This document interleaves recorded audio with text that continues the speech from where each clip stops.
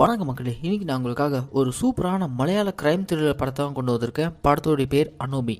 இந்த படத்தோடைய ஒன்லைன்னு பார்த்தீங்கன்னா, படத்துல வர ஹீரோனோட தம்பி சூசைட் பண்ணி இறந்து போயிருப்பாரு. ஆனா ஒரு கட்டத்துக்கு மேல நம்ம ஹீரோனுக்கு அது சூசைடே கிடையாது, அது ஒரு வெல் பிளான்டு மர்டர்ன்றத கண்டுபிடிக்கிறாங்க.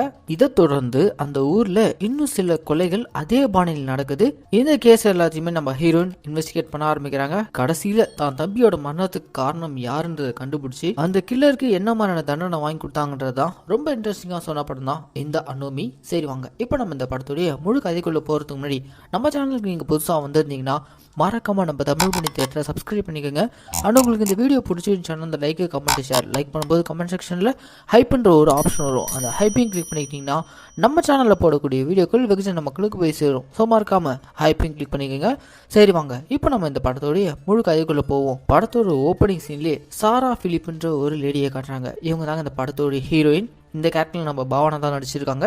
இவங்களுக்கு ஜியோன் பிலிப்ன்ற ஒரு தம்பி இருக்கான். இந்த ஜியோன் பிலிப் இருக்கான்ல, அவன் ஒரு மாதிரி டிஸ்டர்ப்டாகவே இருக்கான். அவன் இந்த மாதிரி டிஸ்டர்ப்டாக இருக்கிறதுக்கு காரணம் என்னன்னு பார்த்தீங்கன்னா, ஒரு நாள் இவங்க அப்பா அம்மாவுடைய வெட்டிங் ஆனிவர்சரின்றதுக்காக ஃபேமிலியாக காரில் ஒன்றா போயிட்டு இருந்திருப்பாங்க. அப்படி ஒன்றா போயிட்டு இருக்கும்போது அவங்க அப்பா அம்மாவுக்கு சர்ப்ரைஸ் கொடுக்குற விதமாக காருக்குள்ளே கேக் வெட்டுறப்பெல்லாம் பாப்பஸ் வெடிப்போம்ல, அதை வெடிச்சிருப்பான். அப்படி நம்ம ஹீரோயின் தம்பி அந்த பாப்பஸ் வெடிச்சதுமே டிரைவ் பண்ணிட்டு இருந்த இவங்க அப்பா அப்படியே கொலாப்ஸ் ஆகி காரை கொண்டு போயிட்டு டிவைடரில் மோதி ஒரு பயங்கரமான ஆக்சிடென்ட் ஏற்பட்டிருக்கும். இந்த ஆக்சிடென்ட்ல ஸ்பாட்லேயே நம்ம ஹீரோயினோட அப்பா அம்மா 2 பேருமே இறந்துருப்பாங்க.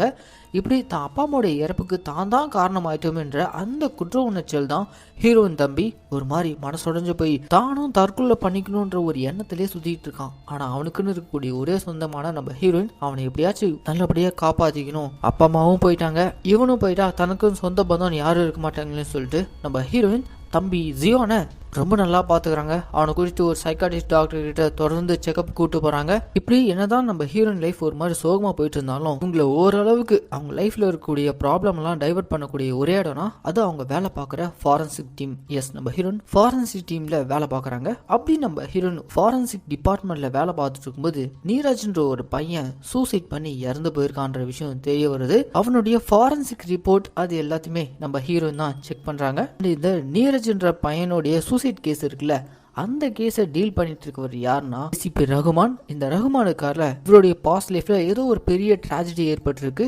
அதுல இருந்து மீள முடியாம எந்த ஒரு கேஸையுமே சீரியஸா எடுத்துக்காம இவர் பாட்டுன்னு லெஃப்ட் ஹேண்ட்ல டீல் பண்ணிட்டு இருக்காரு. இப்படி இந்த நீரஜ்ன்ற பையனுடைய சூசைட் கேஸ் ஒரு பக்கம் போயிட்டு இருக்க, இந்த பக்கம் நம்ம ஹீரோயின் அவங்க ஆபீஸ் ஒர்க் எல்லாம் முடிச்சுட்டு ரிட்டர்ன் பிளாட்டுக்கு வந்தா பிளாட்ல தம்பியை காணும். அவ்வளவுதாங்க, தம்பி காணும் தெரிஞ்சதும் ஒரு மாதிரி நம்ம ஹீரோயின் பயந்து போயிறாங்க. அதே சமயம் இவங்களுடைய மொபைலுக்கு ஜியோன் கிட்ட இருந்து ஒரு வாய்ஸ் மெசேஜ், அக்கா ஒன்னும் பயப்படாத, வீட்டுக்குள்ளேயே அடைஞ்சு கிடந்தனா ஒரு மாதிரி இருந்துச்சு, அதனாலதான் பக்கத்துல இருக்க ஃப்ரெண்டோடைய பெட் ஷாப் வரைக்கும் போயிட்டு இருக்கேன் அப்படின்ற மாதிரி மெசேஜ் அனுப்பியிருக்கான். மெசேஜ் நம்ம ஹீரோனுக்கு லைட்டா சந்தேகம் ஏற்படுது. சரி, அவன் சொல்லியிருக்க அந்த பெட் ஷாப்லயே அவனை போய் பார்த்துடலாம் அப்படின்ற மாதிரி நம்ம ஹீரோயின் கிளம்பி போறாங்க. இப்படி போற வழியிலே இவங்களுடைய பாய் ஃப்ரெண்டான ஆல்பின்ற ஒரு நபர் இருக்காரு. இவர்தான் நம்ம ஹீரோயினை மேரேஜ் பண்ணிக்க போறவரு. அவர்கிட்ட இந்த மாதிரி நான் பக்கத்துல இருக்க பெட் ஷாப் வரைக்கும் போயிட்டு வரேன், தம்பியை காணோம் அப்படின்ற மாதிரிலாம் இன்ஃபார்ம் பண்ணிட்டு ஹீரோயின் அந்த பெட் ஷாப் போய் பாக்குறாங்க. அங்க போய் பார்த்தா கடை மூடி இருக்கு, தம்பியை காணோம். உடனே கடை ஓனருக்கு கால் பண்ணி பார்த்தா அந்த போனும் சுவிட்ச் ஆஃப். தம்பி எங்க போனா என்ன ஏது நம்ம ஹீரோனுக்கு ஒன்னும் புரியல. கட் பண்ணா அடுத்த சீன்லயே நம்ம ஹீரோயின் தன்னுடைய ஃபியான்சியான ஆல்பியை கூட்டிட்டு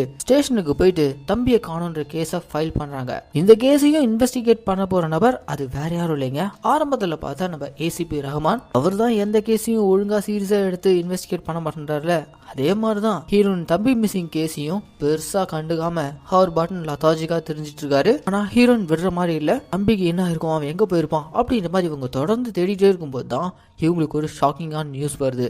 எஸ், ஹீரோயின் தம்பி இறந்து போயிட்டான். அதுவும் சூசைட் பண்ணி அவன் இறந்து போன பக்கத்துல ஒரு பாய்சன் பாட்டில் இருக்கிறதா கண்டுபிடிச்சிருக்காங்க. அவ்வளவுதாங்க, தனக்குன்னு சொந்தம்னு இருந்த ஒரே தம்பியும் சூசைட் பண்ணி இறந்து போயிட்டான். இதனால நம்ம ஹீரோயின் டோட்டலா மனசு உடைஞ்சு போயிறாங்க.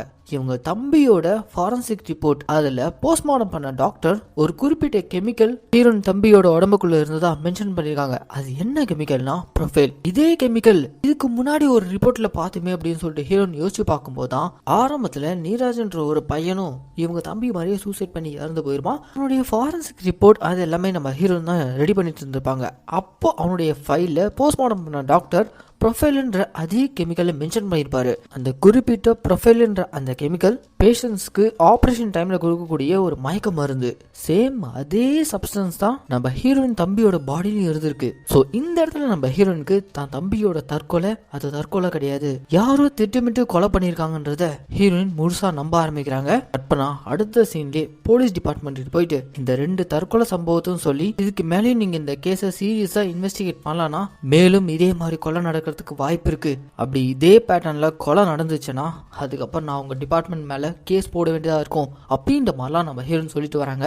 அப்பவும் ஏசிபி ராகவன் இந்த கேஸை சீரியஸா எடுத்துக்கிற மாதிரி தெரியல. கட் பண்ணா அடுத்த சீன்லேயே இதே பாணியில ஒரு பொண்ணும் அதே ஊர்ல சூசைட் பண்ணி இறந்து போயிருக்கா. அந்த பொண்ணோடைய உடம்புலயும் சேம் அதே ப்ரொஃபைல்ன்ற அந்த கெமிக்கல் இருந்ததுக்கான தடையும் கிடைச்சிருக்கு. அவ்வளவுதாங்க, இந்த கேஸை நம்ம ஹீரோயின் கையில் எடுத்துக்கிறாங்க. அடுத்த சீன்லேயே மொத்த போலீஸ் டிபார்ட்மெண்ட்டும் இந்த கேஸ்ல ரொம்ப அலட்சியம் காட்டுறாங்கன்னு சொல்லிட்டு கேஸை போட்டு இவங்க இண்டிவிஜுவலா இந்த கேஸை இன்வெஸ்டிகேட் பண்ண ஆரம்பிக்கிறாங்க. ஒரு பக்கம் போலீஸ் டிபார்ட்மெண்ட்ல இருக்க ஏசிபி ரஹ்மான அவங்க டிபார்ட்மெண்ட்டை சேர்ந்த உயர் அதிகாரிகள்லாம் கூப்பிட்டு, ஏன்பா அந்த பொண்ணு நம்ம டிபார்ட்மெண்ட் மேலே கேஸ் போட்டிருக்கு, இது நம்ம டிபார்ட்மெண்ட்டுக்கே பெருத்த அவமானம், நீ என்ன பண்ணியோ தெரியாது, இந்த 3 சூசைடல் கேஸைய நீ தான் இன்வெஸ்டிகேட் பண்ற அப்படின்ற மாதிரி சொல்லி அனுப்புறாங்க. இந்த இடத்துல தான் நம்ம ஏசிபி ரஹ்மான் எதுக்காக எந்த ஒரு கேஸையுமே சீரியஸா எடுத்துக்க மாட்டேன்னு சொல்லிட்டு அவருடைய பாஸ்ட் லைஃப்ல நடந்த ஒரு டிராஜடியான சம்பவத்தை தான் நமக்கு ரிவீல் பண்றாங்க. சில மாசங்களுக்கு முன்னாடி ஏசிபி ரஹ்மான் ரொம்பவே ஒரு சின்சியரான போலீஸ் ஆஃபீஸரா தான் இருந்திருப்பாரு. அப்ப இவர்கிட்ட ஒரு கேஸ் வருது. அது என்னன்னா, ஒரு பணக்கார வீட்டு பொண்ணும் ஏழை வீட்டு பையனும் லவ் பண்ணிட்டு இருந்திருப்பாங்க. அந்த கப்பிள்ஸ் ரஹ்மான் கிட்ட அடைக்கலம் கேட்டு வந்திருப்பாங்க. இந்த மாதிரி அந்த பணக்கார வீட்டு பொண்ணுடைய வீட்டுல இருந்து ஏகப்பட்ட பிரஷர், ரொம்பவே நேர்மையான அதிகாரியா இருக்கக்கூடிய நம்ம ஏசிபி ரஹ்மான் அந்த கப்பிள்ஸ்க்கு அடைக்கலம் கொடுத்து சேஃப் கார்ட் பண்ணியிருப்பாரு. ஆனா அந்த பணக்கார வீட்டு ஃபேமிலியை சேர்ந்தவனுங்க இந்த கப்பிள்ஸை கண்டுபிடிச்சு கொடூரமா அவங்க வீட்டு பொண்ணை லவ் பண்ண திலீப்ன்ற பையனை கொலை பண்ணிருப்பாங்க. லவர் திலீப் இறந்துட்டான்ற அந்த சோகத்திலே அந்த பணக்கார வீட்டு பொண்ணும் சூசைட் பண்ணி இறந்து போயிருப்பா. இப்படி தன்னை நம்பி வந்த கப்பிள்ஸை நம்மளால காப்பாற்ற முடியலையேன்ற அந்த குற்ற உணர்ச்சியிலே அந்த பணக்கார வீட்டு ஃபேமிலி இருக்கவங்களை போட்டு அடி பொழந்து கிட்டத்தட்ட கோமா ஸ்டேஜுக்கு போற அளவுக்கு நம்ம ஏசிபி ரஹ்மான் அடிச்சிருப்பாரு. நம்மள நம்பி வந்த 2 ஜீவனுடைய வாழ்க்கையே போச்சே அப்படின்ற மாதிரி அந்த குற்றவுணர்ச்சியில் தான் நம்ம ஏசிபி ரஹ்மான் இப்ப பெருசா எந்த ஒரு கேஸ்லயும் ஈடுபாடே இல்லாம இப்படி ரொம்ப லத்தாஜிக்கா சுத்திட்டு இருக்காரு. ஆனா இப்போ மேலிடத்துல இருந்து இவருக்கு கொடுக்கக்கூடிய பிரஷர்னால வேற வழி இல்லாம ஹீரோயின் தம்பியோட அந்த சூசைடல் கேஸ், மத்த 2 பேருடைய அந்த சூசைடல் கேஸ் இதெல்லாம் எடுத்து சீரியஸா இன்வெஸ்டிகேட் பண்ண ஆரம்பிக்கிறாரு. ஒரு பக்கம் நம்ம ஹீரோயின் தான் தம்பியோட கொலைக்கு காரணம் யாருன்னு சொல்லிட்டு தேடிட்டு இருக்காங்களே. அப்படி இவங்க தேடிட்டு இருக்கும்போது தான் அவங்க தம்பி இறந்து கிடந்த இடத்துல ஒரு காரோடைய டயர் மார்க் கிடைச்சிருக்கும். அந்த டயர் மார்க்கை பத்தி நம்ம ஹீரோயின் போலீஸ் டிபார்ட்மெண்ட்கிட்டையும் சொல்லியிருப்பாங்க. ஸோ இந்த விஷயம் கேள்விப்பட்ட இப்போ இன்வெஸ்டிகேட் பண்ணிட்டு இருக்கக்கூடிய நம்ம போலீஸ் ஆஃபீஸரான ரஹ்மான் இருக்கார்ல, அவர் என்ன பண்றாருன்னா ஹீரோயின் தம்பி இறந்த இடத்துல கிடைச்ச அந்த டயர் மார்க் பிளஸ் ஆரம்பத்திலே சூசைட் பண்ணி இறந்து போன நீரஜ், லேட்டஸ்டா இறந்து போன அந்த பொண்ணு, இவங்க இறந்த ஸ்பாட்லலாம் இதே டயர் மார்க் இருக்கான்னு சொல்லிட்டு செக் பண்ண சொல்றாரு. அப்படி செக் பண்ணும்போது எஸ், அவங்க 3 பேருடைய மரணம் நடந்த அந்த ஸ்பாட்ல சேம் அதே டயர் மார்க் இருக்கு. அந்த டயர் மார்க் கொண்ட வண்டி என்ன வண்டினா, பேங்க் ஏடிஎம்லாம் போயிட்டு பணத்தை ஃபில் பண்ணுவாங்கல்ல, அந்த பணம் கொண்டு போற வண்டி, அந்த பேங்க் வண்டியோட டயர் மார்க் தான் கிடைச்சிருக்கு. அண்ட் 3 பேரும் இறந்த இடத்துல கிடைச்ச சிசிடிவி ஃபுட்டேஜ்ல சேம் அதே வண்டி தான் கேப்சர் ஆயிருக்கு. ஸோ ஹீரோயின் கணிச்சது உண்மைதான். ஹீரோயின் தம்பியோட மரணம் தற்கொலை கிடையாது, அது ஒரு திட்டமிட்ட கொலை. கொலைகளுக்கெல்லாம் பின்னாடி இருக்கக்கூடிய நபர் யாருன்னு சொல்லிட்டு தொடர்ந்து ஒரு பக்கம் ஏசிபி ரஹ்மானும் தேடிட்டு இருக்காரு, இன்னொரு பக்கம் நம்ம ஹீரோனும் தேடிட்டு இருக்காங்க. இப்ப நம்ம ஏசிபி ரஹ்மான் எந்த கோணத்துல விசாரிச்சுட்டு இருக்காருன்னா, இறந்து போன இந்த 3 பேருமே சைக்காலஜிக்கலா அஃபெக்ட் ஆன பேஷண்ட்ஸ், ஒரே ஹாஸ்பிட்டல்ல தான் சைக்காட்ரிக் ட்ரீட்மெண்ட் எடுத்திருக்காங்க. சோ இப்போ நம்ம ஏசிபி ரஹ்மான் அந்த சைக்காட்ரிக் ஹாஸ்பிட்டலுக்கு போயிட்டு இந்த 3 பேரை பத்தின தகவல்லாம் கேட்க ஆரம்பிக்கிறாரு. யாராவது உங்க ஹாஸ்பிட்டலுக்கு சம்பந்தமே இல்லாத நபர் வந்து இறந்து போன இந்த 3 பேஷண்ட்ஸோட டீடைல்ஸ் வாங்கிட்டு போனாங்களா அப்படின்ற மாதிரி கேட்க, அதுக்கு அங்க வேலை பார்க்குற அட்டெண்டர்ஸ் எல்லாம் ஆமா பிரசாத்ன்ற ஒரு நபர் வந்து இந்த பேஷண்ட்ஸோட டீடைல்ஸ் எல்லாம் வாங்கிட்டு போயிருக்காரு அப்படின்ற மாதிரி சொல்ல, அந்த பிரசாத் யாருன்னு சொல்லிட்டு ஏசிபி ரஹ்மான் அவர் டீமை வச்சு தேட ஆரம்பிக்கிறாரு. அப்படியே கட் பண்ணா இந்த பக்கம் நம்ம ஹீரோயின் தொடர்ந்து தம்பியை கொலை பண்ணது யாருன்னு சொல்லிட்டு தேடிட்டு இருக்காங்களே. அப்படி தேடிட்டு இருக்கும்போது கடைசியா இவங்க தம்பி உயிரோடு இருக்கும்போது அனுப்பின அந்த வாய்ஸ் மெசேஜ் அதை தான் திரும்ப கேட்கறாங்க. அப்படி இவங்க எதுக்காக தொடர்ந்து திரும்ப அதை கேட்டுட்டு இருக்காங்கன்னா, அந்த வாய்ஸ் மெசேஜோட முடிவுல அவங்க தம்பி யாரோ பழக்கப்பட்ட நபருக்கு ஆன் சொன்ன மாதிரி ஒரு சவுண்ட் இருக்கு.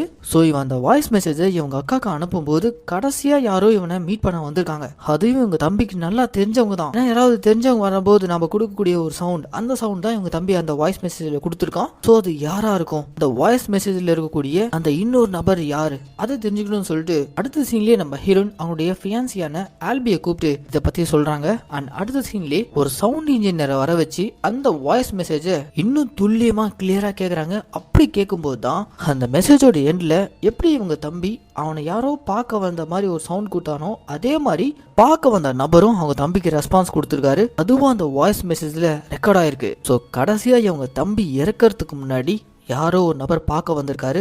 அந்த நபர் அவங்க தம்பிக்கு நல்லாவே தெரிஞ்ச நபரா இருக்காரு. அந்த நபர் யாரா இருக்கும் அப்படின்ற மாதிரி நம்ம ஹீரோ ஒரு பக்கம் தேடிட்டு இருக்க. அப்படியே கட் பண்ணா இந்த பக்கம் ஏசிபி ராகவன் லாஸ்டா இறந்து போன இந்த 3 பேரும் ட்ரீட்மெண்ட் எடுத்திருந்த அந்த சைக்காட்ரிக் ஹாஸ்பிட்டல்ல இருந்து பேஷண்ட்ஸோட டீட்டெயில் எல்லாம் கலெக்ட் பண்ணிட்டு போன அந்த பிரசாத்ன்ற நபரை தேடி கண்டுபிடிச்சாங்க. அவனை இப்போ கஸ்டடிக்கு எடுத்து பயங்கரமா அடிச்சு, யாருக்காகடா நீ இந்த பேஷண்ட்ஸோட இன்ஃபர்மேஷன் எல்லாம் கொண்டு போன, நீ தான் அந்த கொலை பண்ணியா அப்படின்ற மாதிரிலாம் கேட்க, அதுக்கு அந்த பிரசாத்ன்றவன், ஐயோ சார், அந்த 3 பேரையும் நான் கொலை பண்ணல, பேரு அடையாளம் எதுவுமே தெரியாத ஒரு நபர், அவர் தான் எனக்கு இந்த மாதிரி சைக்காட்ரிக் ஹாஸ்பிட்டல் இருக்கக்கூடிய பேஷண்டோடைய இன்ஃபர்மேஷன் எல்லாம் கலெக்ட் பண்ணிட்டு வர சொல்லுவாரு. அப்படி கலெக்ட் பண்ணி கொடுத்தா என் அக்கௌண்ட்ல அவங்க பணத்தை போட்டுருவாரு அப்படின்ற மாதிரி அந்த பிரசாத் சொல்ல, சரி ஓகே, நீ எப்படி அந்த அடையாளம் தெரியாத நபருக்கு இந்த இன்ஃபர்மேஷன் எல்லாம் பாஸ் பண்ணுவ, அவர் எப்படி உனக்கு பணத்தை போடுவார் அப்படின்ற மாதிரிலாம் கேட்க, அதுக்கு இந்த பிரசாத் நான் சொல்றேன்னா, நான் இந்த மாதிரி ஹாஸ்பிட்டல்லேருந்து கலெக்ட் பண்ணக்கூடிய பேஷண்ட்ஸோடைய இன்ஃபர்மேஷன் இருக்கக்கூடிய அந்த டாக்குமெண்ட் எல்லாம் எடுத்துகிட்டு போயிட்டு ரயில்வே ஸ்டேஷன் பஸ் ஸ்டாண்ட்லாம் இருக்கக்கூடிய கிளாக் ரூம் மாதிரி இருக்கும்ல, அந்த கிளாக் ரூமில் இருக்கக்கூடிய லாக்கரில் கொண்டு போய் வச்சிடுவேன். அதுக்கப்புறம் அந்த அடையாளம் தெரியாத நபர்